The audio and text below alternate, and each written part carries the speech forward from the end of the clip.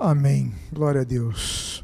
Abra a sua Bíblia no livro dos Salmos, no Salmo de número 51. Enquanto você procura o texto, esse salmo é uma guinada na vida de Davi. Nós conhecemos Davi pelas suas grandes virtudes, as suas grandes conquistas, o seu grande amor ao Senhor, a ocasião em que ele vai levar aquela marmita aos seus irmãos. Israel está sendo confrontado pelos filisteus, de maneira tão clara por Golias, e ele assume aquela postura de Golias como uma afronta a Deus, e dali todos conhecem a história. Davi, então, é um homem com muitas virtudes, é um homem com muita capacidade de relacionamentos, é um homem que conduz maestralmente o crescimento do reino de Israel, muitas vezes com derramar de sangue. Davi é um homem que faz muitas alianças, Davi é um homem que fortalece o exército, cresce a defesa da nação, é um homem que tem muitas composições, escreve muitos salmos, mas Davi é um homem com falhas. Davi era um pai falho. Nós vemos duas rebeliões de dois dos filhos de Davi, que tentam derrubar o próprio pai, Absalão, Adonias, conhecemos as histórias. Não só isso, Davi é um homem que,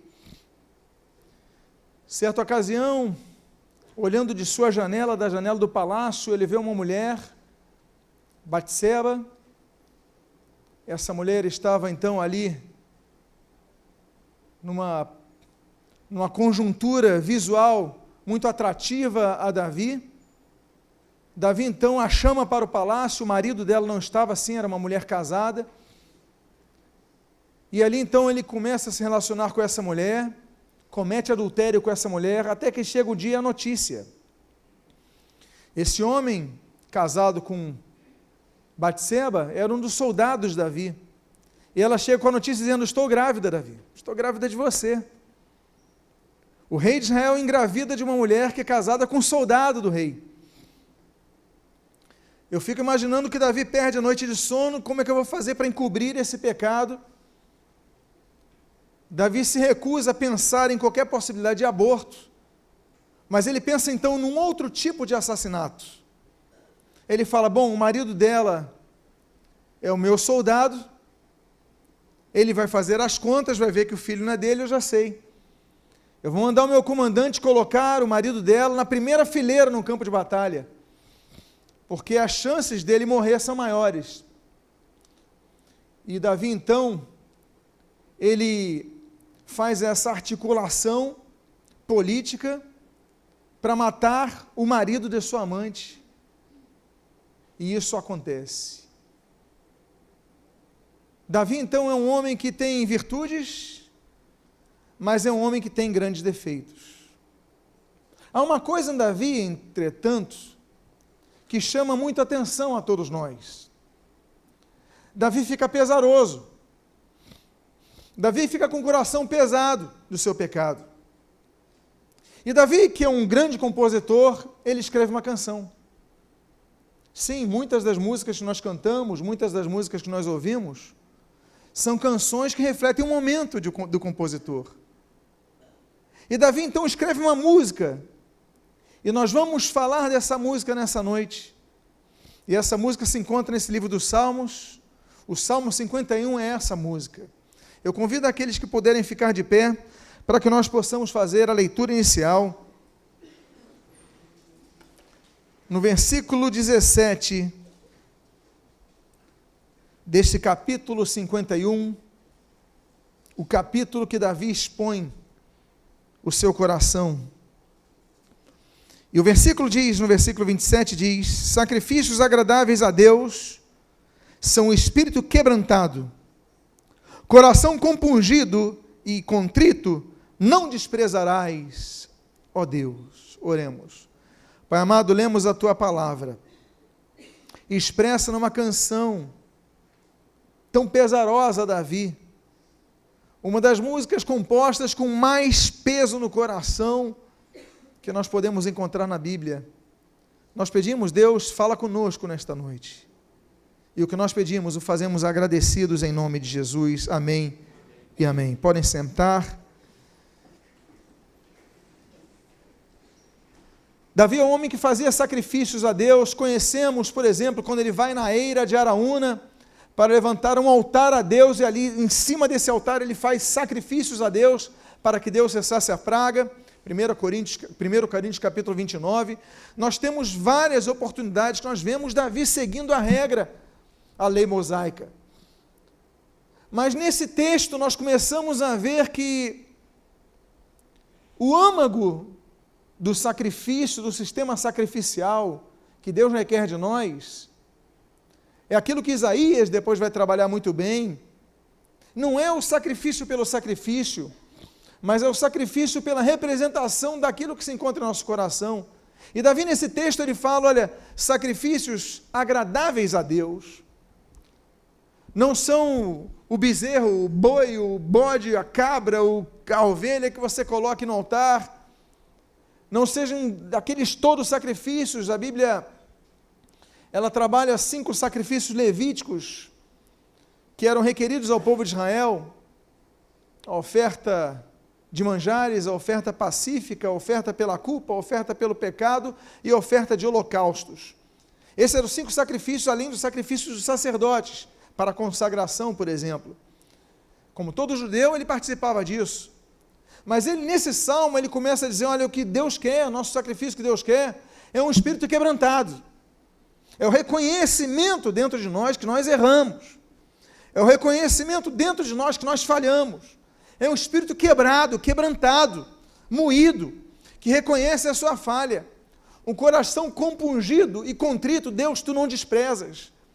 Porque Isaías diz que Deus despreza sacrifícios. Malaquias fala daqueles que sacrificavam um animal manco, que Deus não aceitaria. Sim, Deus não aceita qualquer sacrifício.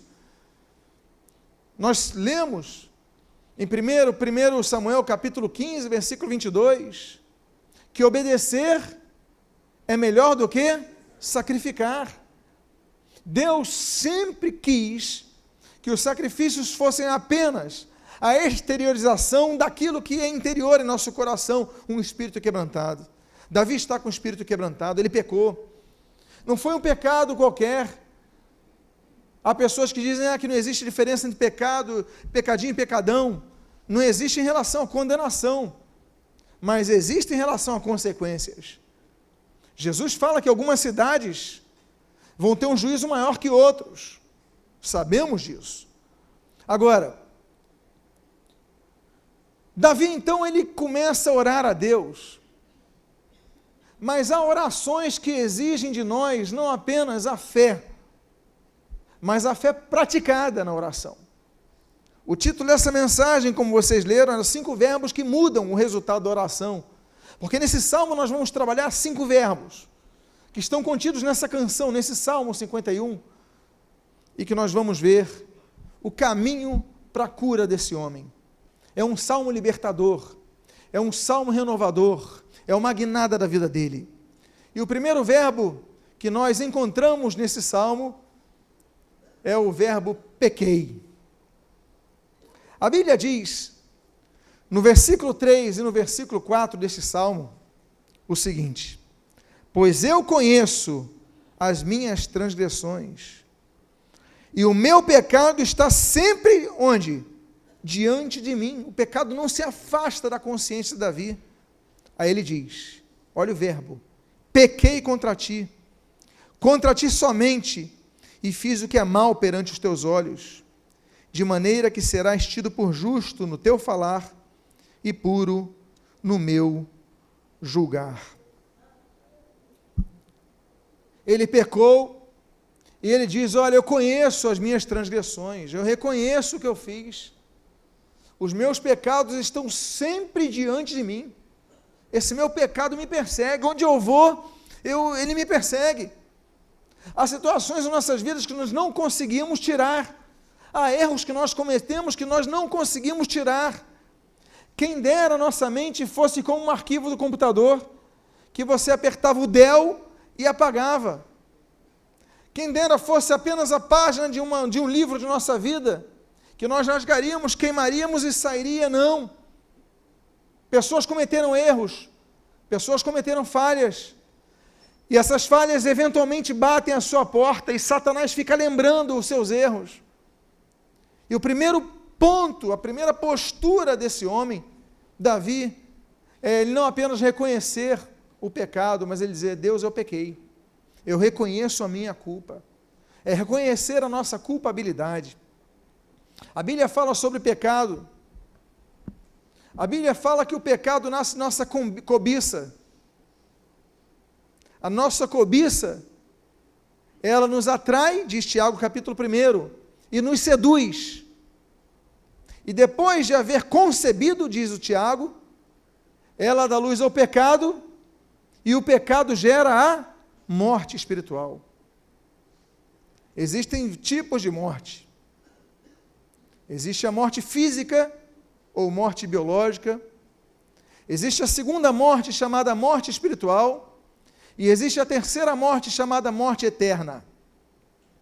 A primeira morte, todos estamos projetados a passar. A segunda morte espiritual são das pessoas que hoje caminham sem Cristo na sua vida, sem a confissão de seus pecados, sem uma vida reta diante do Senhor, estão mortos espiritualmente, mas podem viver. Triste é a terceira morte, que é a morte eterna. A Bíblia diz, em Hebreus capítulo número 9, que depois da morte vem o juízo. Não há mais chance de a pessoa mudar o seu status depois de morrer. Não existe purgatório na Bíblia. Não existe segunda chance na Bíblia. E essa, então, é a terceira morte. A Bíblia, quando fala do pecado, a Bíblia diz em Gênesis capítulo 3, que o pecado nos afasta de Deus, nos afasta das bênçãos de Deus, nos afasta dos projetos de Deus. Gênesis 3 mostra o projeto de Deus para Adão, para Eva. Tinha um projeto, tinha um paraíso, tinha um planejamento. Eles pecaram, eles cobiçaram, eles cederam, e eles perderam aquele projeto de Deus, que depois, como nós lemos em Romanos, capítulo de número 5, versículo 12, vai ser resgatado.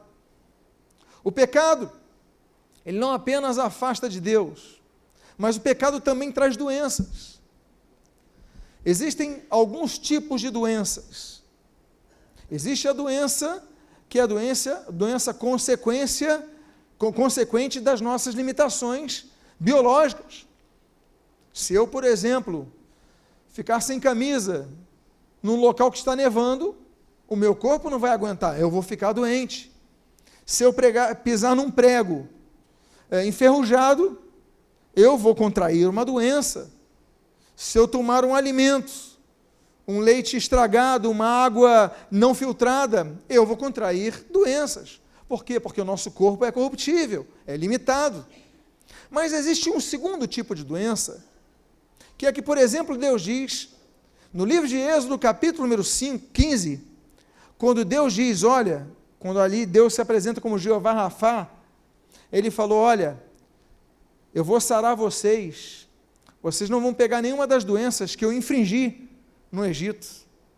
Doenças que Deus impôs, que Deus colocou, doenças de ordem espiritual, pragas nessas vidas. Dentre aquelas pragas no Egito, as úlceras, Deus enviou. Há doenças que Deus envia. Há enfermidades que Deus não apenas permite, mas que Deus envia. Por isso que muitas vezes, nos evangelhos, nós lemos algo interessante, que muitas vezes a Bíblia associa o endemoniamento, ou algumas doenças que a pessoa tem, como libertação, porque a pessoa foi liberta de um espírito que deixava a pessoa com limitações, muda, qualquer outra doença. Então, há doenças espirituais cometidas pelo pecado. Outra terceira característica do pecado, e Davi reconhece que pecou, é aquela que nós lemos em Isaías, capítulo número 59, que os nossos pecados fazem separação entre nós e nosso Deus, de modo que não nos ouça. Uma das piores consequências, claro que não há pior consequência do pecado do que o afastamento de Deus, mas quando nós dizemos que uma das piores consequências é a que está nesse livro de Isaías, capítulo 59, versículo 2, é que Deus não nos ouve, é porque ainda que estejamos separados, se nós estivermos com o coração contrito, Deus não despreza, Deus nos ouve, mas se nós estivermos dominados pelo pecado, servindo ao pecado, a Bíblia diz que Deus não nos ouve, porque os vossos pecados fazem separação entre vós e vosso Deus, de modo que Ele não vos ouve. Deus não ouve. Nós precisamos nos arrepender de nossos pecados, para que Deus nos ouça. Amados irmãos, o pecado é uma doença que se alastra, é um câncer que, se você não combater, ele vai crescer. Não é apenas um furo que acontece na tua pele, é algo que se alastra. A Bíblia diz que todos pecaram, Romanos capítulo 3, versículo 23, e carecem da glória de Deus. A Bíblia diz, em Romanos capítulo 6, versículo 23, porque o salário do pecado é a morte. A consequência do pecado é a morte. A morte eterna é a separação eterna de Deus. Mas nós temos uma boa notícia. No mesmo versículo 23 desse capítulo 6 do livro de Romanos, a Bíblia diz, mas o dom gratuito de Deus é a vida eterna em Cristo Jesus, nosso Senhor. Deus nos dá a possibilidade de sermos resgatados, amados irmãos. Nós somos livres pelo sangue de Jesus. A Bíblia diz, em 1 João capítulo 1, versículo 17, versículo 7, que nós somos purificados pelo sangue de Jesus. O Senhor Jesus, Ele diz, no Evangelho de João capítulo 8, versículo 36, olha, e conhecereis a verdade, e ela vos libertará. Ainda que estejamos presos ao pecado, nós podemos ser livres do pecado. Marcos capítulo número 2, a Bíblia diz que nós podemos ser salvos do pecado. Então eu quero dizer uma coisa para vocês, é importante que nós lembremos, que um primeiro passo é como, por exemplo, fez Davi. Pequei contra ti, Senhor. É aquilo que nós lemos em 1 João capítulo de número 1, versículo número 9. O texto diz assim, se, pois, confessarmos os nossos pecados, Ele é fiel e justo para nos perdoar os pecados e nos purificar de toda injustiça. Mas o texto diz, e começa dizendo, se, pois, confessarmos os nossos pecados. O primeiro verbo que muda o resultado de uma oração é esse, pequei, Senhor. É reconhecer que pecamos. E Davi, então, dá o seu primeiro passo. Há um segundo verbo. Qual é o primeiro verbo que nós tratamos nesta noite? Pequei. O segundo verbo é compadece-te. A Bíblia diz, na primeira parte do versículo 1, ou seja, na introdução dessa música, na introdução desta canção, na introdução desta composição de Davi, a primeira frase, a primeira palavra é o verbo, compadece-te de mim, ó Deus, segundo a tua benignidade. Compadecer é diferente de ter pena. O próprio português traz essa diferença. Compadecer difere de ter pena. Ele não está pedindo, Deus tenha pena de mim. Ele está pedindo, Deus compadece-te de mim. Porque ter pena é quando você reconhece a limitação da pessoa, você reconhece o sofrimento da pessoa, você percebe essa circunstância, mas compadecer é muito mais profundo. Compadecer significa padecer com, ou sofrer com. O compadecimento é a ação de sentir a mesma dor de quem está sofrendo. eu não apenas reconheço a dor, mas eu começo a sofrer. Já aconteceu contigo? De você ver uma cena emocionante e seus olhos começarem a ficar marejados, e você começar a chorar de uma cena de alguém que você nem conhece. Quem já aconteceu isso? Você está se compadecendo, você está sofrendo com a pessoa. Isso é um compadecimento. Davi não pede para Deus ter pena dele. Davi começa a sua canção dizendo: Deus, percebe a minha dor, Deus. Eu não estou compondo, eu não estou fazendo essa música para Israel cantar, apenas para que tu saibas, mas é para que tu sintas. Porque Deus não é apenas um Deus de perto, mas Ele é também um Deus de longe, como diz Jeremias capítulo 23, versículo 23. Deus é um Deus que sente, Deus é um Deus que se compadece. Nietzsche, ele questionava a existência de Deus. A concepção dele, Deus estava morto. Deus criou o mundo, Deus criou a humanidade e abandonou a sua própria sorte. Não. Deus, ele se preocupa. Talvez o versículo mais conhecido de todos seja João 3,16, que fala exatamente sobre isso. Porque Deus amou o mundo de tal maneira. É amor, é preocupação. Compadece de mim, Deus, segundo a tua benignidade. É Deus agir com misericórdia. Eu já falei aqui outras vezes que a misericórdia é uma palavra híbrida. Misere, latim, cardia, grego. Miséria, cardia, miserere, em latim, miséria, e cardia, coração, daí vem cardíaco. Ou seja, misericórdia é quando Deus coloca o coração dele na nossa miséria. Isso é compadecer-se. A misericórdia é interessante. A Bíblia diz, por exemplo, que uma das coroas que Deus dá, isso está dito no Salmo de número 103, é a coroa da misericórdia. As coroas eram entregues às pessoas em duas circunstâncias. A primeira circunstância em que uma coroa era concedida, aferida a alguém, é quando alguém assumia o reinado, seja de maneira hereditária, seja por uma conquista de um território, de uma nação, de um império, enfim. Então essa pessoa era coroada rei.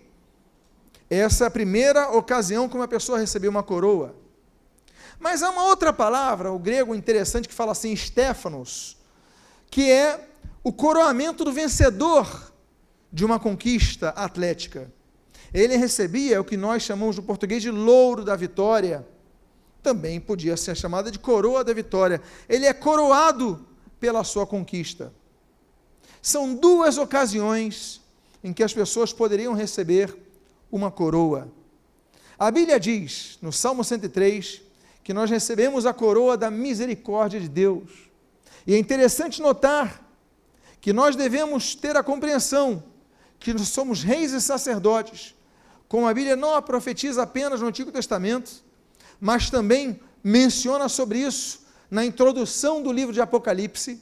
Somos reis e sacerdotes, reinaremos com Cristo, como diz 1 Coríntios capítulo 6, nós vamos reinar com Cristo.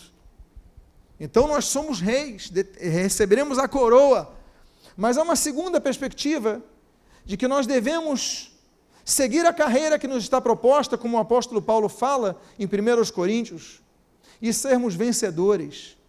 A vida cristã não é uma corrida de 100 metros rasos. A vida cristã é uma longa maratona. E aí nós temos que combater o bom combate. Nós temos que completar a carreira. Nós temos que guardar a nossa fé. Deus nos coroa de misericórdia. A misericórdia ela é observada no Salmo de número 118 como algo que dura para sempre. Deus é um Deus misericordioso. Deus é um Deus que nos galardoa com a sua coroa. A primeira carta de Pedro diz sobre a misericórdia de Deus, que a misericórdia de Deus é abundante. O que é abundar? Abundar é sobrar, é ir além do que você precisa, está abundando, abundantemente. Deus nos dá a sua misericórdia de maneira abundante. Uma quarta característica da misericórdia é aquela que nós encontramos No livro que Jeremias, o profeta de Anatote, ele se lamenta, chamado Lamentações de Jeremias. No capítulo 3, nós lemos que as misericórdias do Senhor são a causa de não sermos consumidos. É um quarto ensinamento que nós temos, que se não fosse a graça de Deus, nós seríamos consumidos, mas Deus nos estende a mão da misericórdia. E esse mesmo capítulo 3 de Lamentações, ele nos diz que a misericórdia do Senhor, as misericórdias do Senhor se renovam a cada dia, a cada manhã, a misericórdia do Senhor se renova. Você pode ter falhado com Deus, você pode ter dado as costas para Deus, mas você lembra daquele versículo que nós abrimos, o versículo 17? Deus não rejeita um coração quebrantado, um coração contrito, Deus não rejeitará, porque as misericórdias do Senhor são a causa de não sermos consumidos, elas se renovam a cada dia. Por isso que Deus te coroa com a sua misericórdia. Qual o primeiro verbo que nós mencionamos nesta noite? Pequei. Qual o segundo verbo que nós mencionamos nesta noite? Qual o terceiro verbo? O terceiro verbo é purifica-me. É outro verbo que nós lemos nesse livro de Salmo, no capítulo 51, e nós lemos da segunda parte do versículo B até o versículo 2, até o versículo 2, e no versículo 7 nós lemos o seguinte: apaga as minhas transgressões. Olha o pedido dele, aquilo estava tão pesado na mente de Davi, mandou matar o marido da mulher para ficar com a mulher que tinha engravidado. Meu Deus, ele não aguentava mais, ele fala, Deus apaga as minhas transgressões, ele não está aguentando o peso. Ele fala, lava-me completamente da minha iniquidade e purifica-me do meu pecado. Aí no versículo 7 ele volta a dizer, purifica-me com hisopo e ficarei limpo, lava-me e ficarei mais alvo que a neve.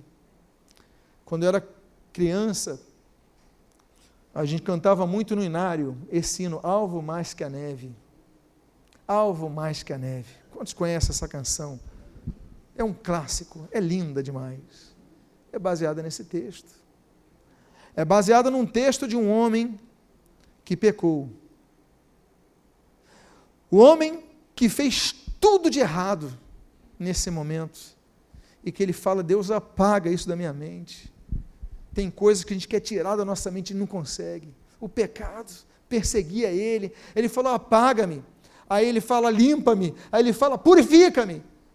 Porque ele entende que precisava ser purificado por Deus. Amados irmãos, a Bíblia fala sobre a pureza. O Salmo número 24, a Bíblia fala que nós devemos ter um coração puro. A Bíblia diz no Salmo de número 119, que é o maior salmo da Bíblia, o maior capítulo da Bíblia, melhor dizendo, que ela faz uma pergunta, olha, como guardará o jovem puro o seu caminho?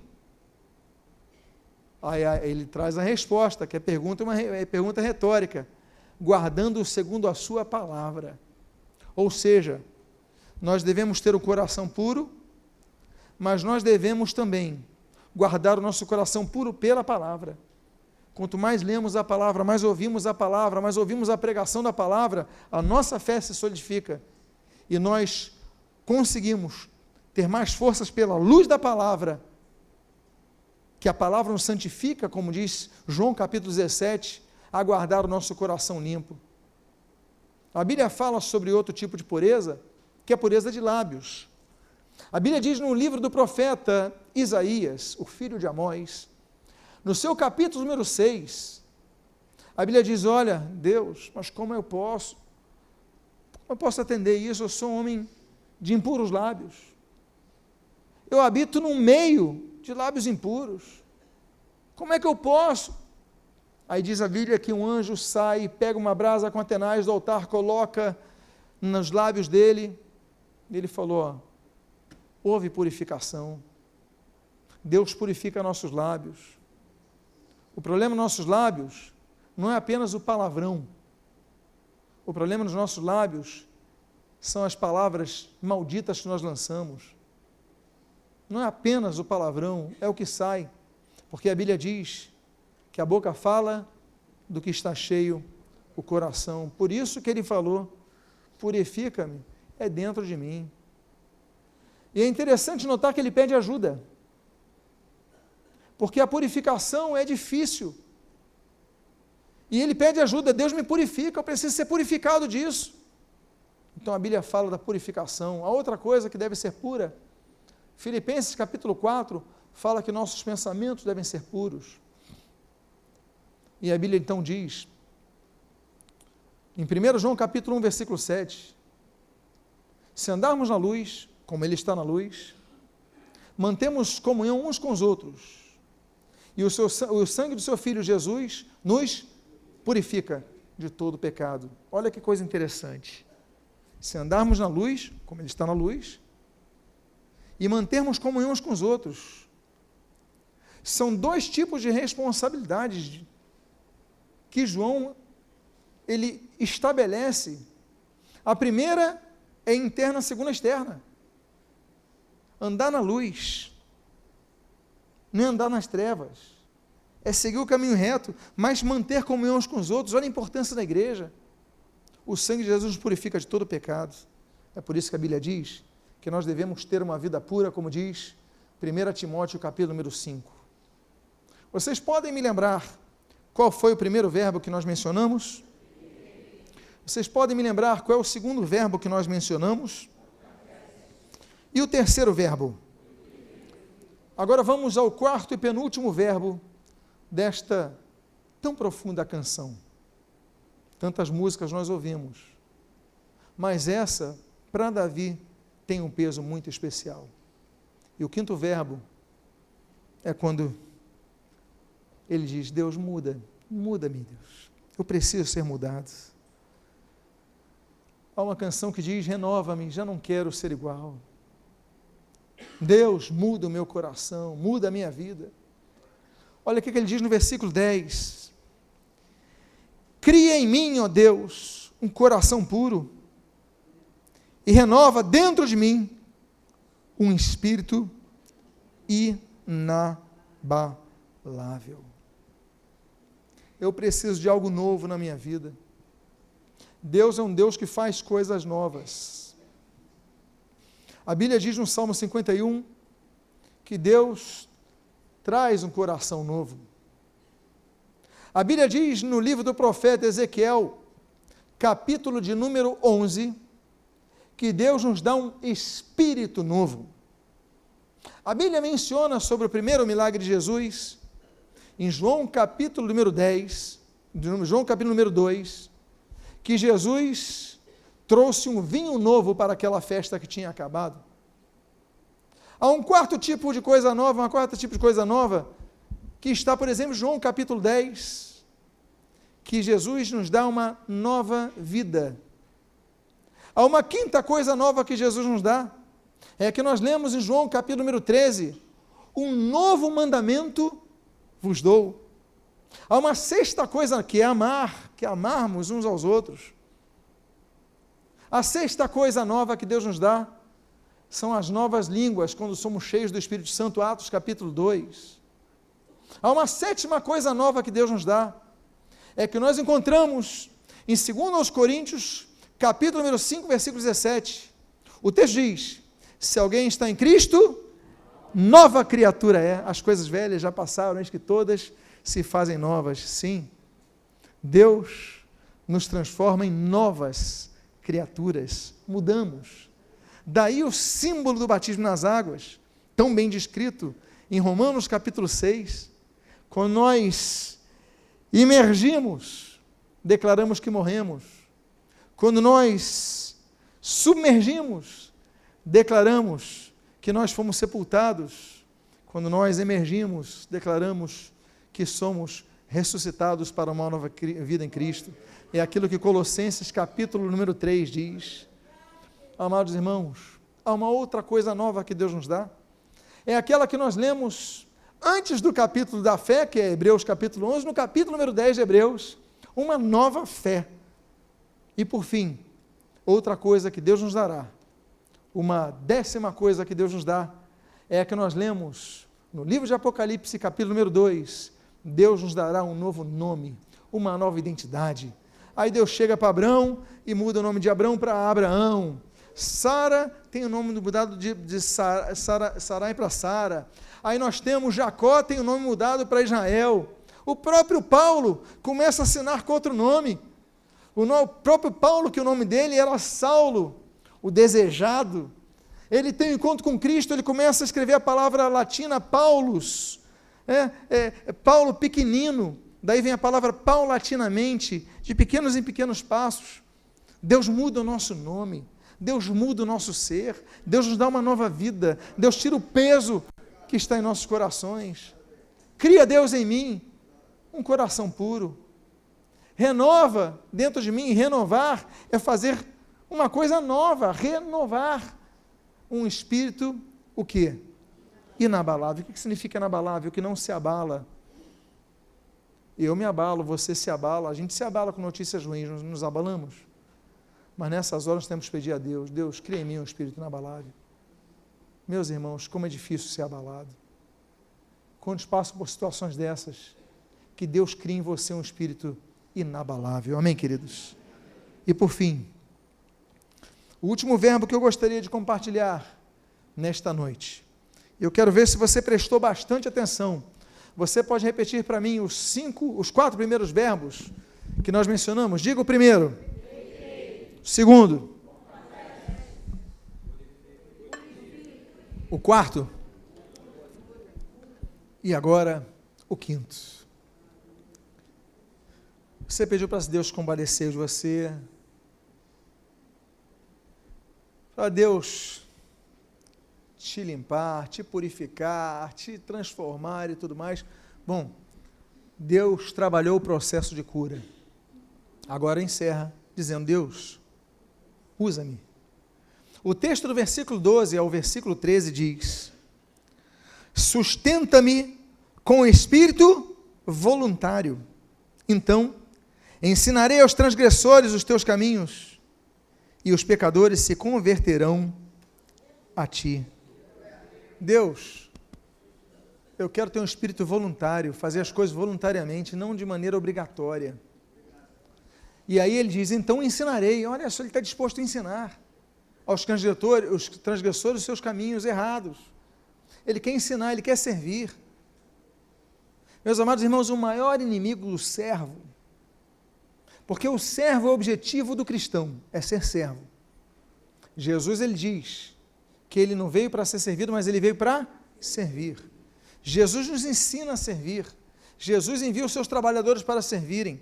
Deus dá dons e talentos. O maior inimigo do crescimento espiritual, que pode ser visto de maneira tão clara, não apenas numa vida santificada, mas numa vida frutífera, numa vida de serviço na casa de Deus, na obra de Deus, com os talentos e dons que Deus dá, o maior incapacitador é o orgulho e a vaidade humana. Qualquer coisa, vou sair da escala. Não vou mais tocar, porque eu discordo disso. Eu não vou mais trabalhar como diabo, eu discordo disso. Eu não vou mais dar aula. Quando o orgulho nos afeta,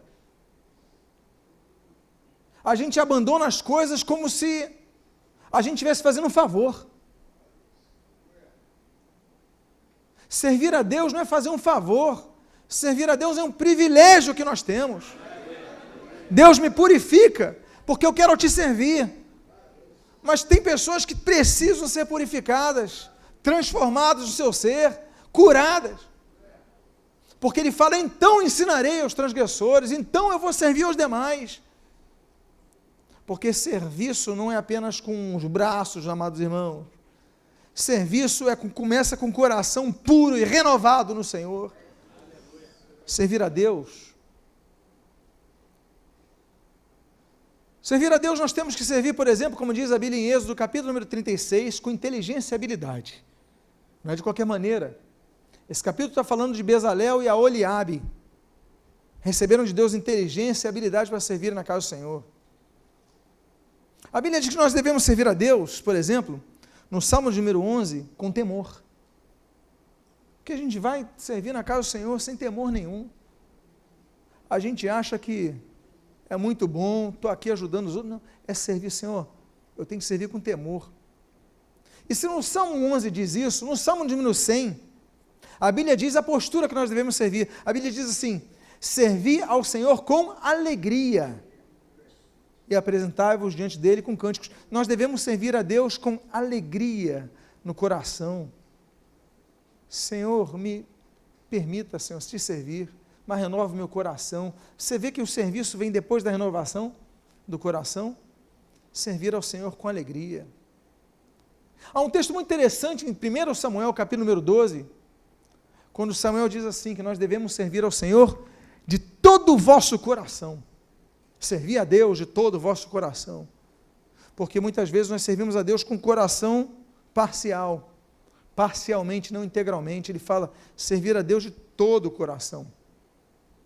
A Bíblia diz que nós devemos servir, por exemplo, nós lemos isso em Mateus capítulo 4, em Mateus capítulo 9, servir ao Senhor imediatamente. Quando Deus dá a oportunidade de servir, vamos servir ao Senhor. Nós temos outra forma, uma quinta forma de serviço, que é a que nós lemos em Daniel capítulo número 6, que é servir ao Senhor continuamente. A Bíblia diz que Daniel orava ao Senhor diariamente, regularmente, nos mesmos horários. Ele tinha uma disciplina, ele tinha um cuidado em servir ao Senhor. Mas o que me chama a atenção é um dos textos que Paulo escreve, que é muito forte.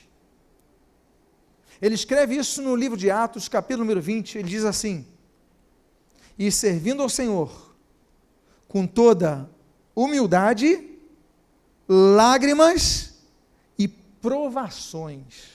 Olha o tripé que ele escreve nesse livro de Atos, capítulo 20. Humildade, lágrimas, provação. Nada é fácil. Tudo vai contra a natureza humana. Ninguém quer ser humilhado. Ninguém quer se humilhar. Ninguém quer estar debaixo de ninguém. Você se acha dono no seu próprio nariz. Esqueceu que acima de você está Deus. Ele fala, lágrimas.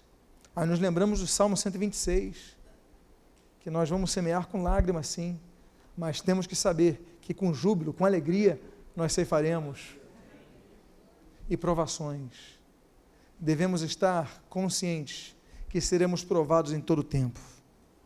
A conclusão que eu trago aos irmãos: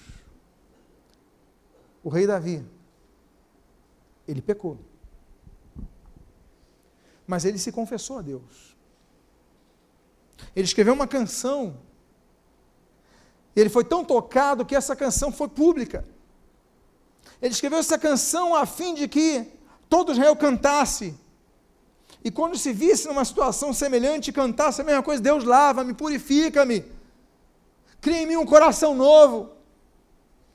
E até hoje nós cantamos essa canção, e pregamos essa canção, e lemos essa canção, e meditamos nessa canção, e oramos sobre essa canção, porque ele não guardou aquele pecado, mas ele confessou a Deus, ele se humilhou diante de Deus, e ele pediu ajuda a Deus.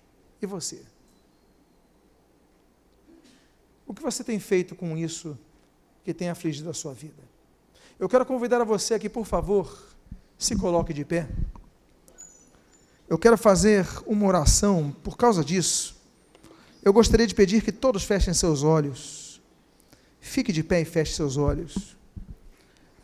A você que está vivendo uma situação pesarosa, a você que não consegue tirar esse pecado da sua mente, ele tem te perseguido incansavelmente, com crueldade, você vai se lembrando disso, o diabo vai te lembrando disso, e você quer dizer: Deus, me livra disso, me cura disso, tira esse meu peso. Se você é uma dessas pessoas, coloque a mão no seu coração agora, que nós queremos orar por sua vida, que você possa fazer que nem Davi fez. A primeira coisa: Deus, pequei contra ti. Pai amado, há várias pessoas aqui que estão com as mãos em seus corações, reconhecendo as suas falhas, reconhecendo que um dia ou alguns dias falharam contra ti, especialmente contra ti. E por isso essa situação, um peso que eles carregam, Deus. Mas lembramos da palavra de Jesus em Mateus capítulo 11, versículo 28. Vinde a mim todos vós que estáis cansados e sobrecarregados, e eu vos aliviarei. Deus amado, eu te peço, alivia o peso que estão carregando. Cria em cada um aqui um coração novo. Purifica o nosso coração. Restaura em nós alegria no serviço. Abençoa as nossas vidas. Perdoa o nosso orgulho. Perdoa as nossas falhas. Abençoa-nos. Que tenhamos uma caminhada leve, Deus. Dá vitória contra todos os nossos inimigos, em nome de Jesus. Clamamos por esta vitória, Pai. Em nome de Jesus, coloca os teus exércitos em prol do teu povo, Pai. E dá vitória. A começar com a transformação do coração. A começar com a purificação do coração. A começar com a leveza que devemos ter em nosso coração. Por isso a Ti louvamos, a Ti glorificamos, a Ti agradecemos. Enquanto a igreja está de olhos fechados ainda, eu quero fazer uma segunda oração. A segunda oração é um convite que eu gostaria de fazer. Há alguém aqui nesta noite que gostaria de entregar a sua vida ao Senhor Jesus? Se arrepende de seus pecados, quer dizer, Senhor Jesus, quero entregar a minha vida a Ti. Há alguém aqui nessa noite? Se houver, levante sua mão agora, que nós queremos orar por sua vida. Alguém quer entregar a sua vida ao Senhor Jesus? Nesta noite, se arrepende de seus pecados. Se você nos vê esse vídeo no YouTube, e você é uma dessas pessoas, que você faça agora uma oração a Deus, pedindo: Deus, eu te peço perdão em nome de Jesus. Eu confesso a Jesus Cristo como meu único Senhor e Salvador, entrego meu coração exclusivamente a Ele, em nome de Jesus. Pai amado, te glorificamos por esta palavra. Abençoa as vidas que hão de vê-la através da internet, através, Pai, das redes sociais. Abençoa, toca nessas vidas, para que sejam igualmente transformados por Ti. E o que nós pedimos, Deus, nós Te agradecemos e Te glorificamos em nome de Jesus. Amém e amém.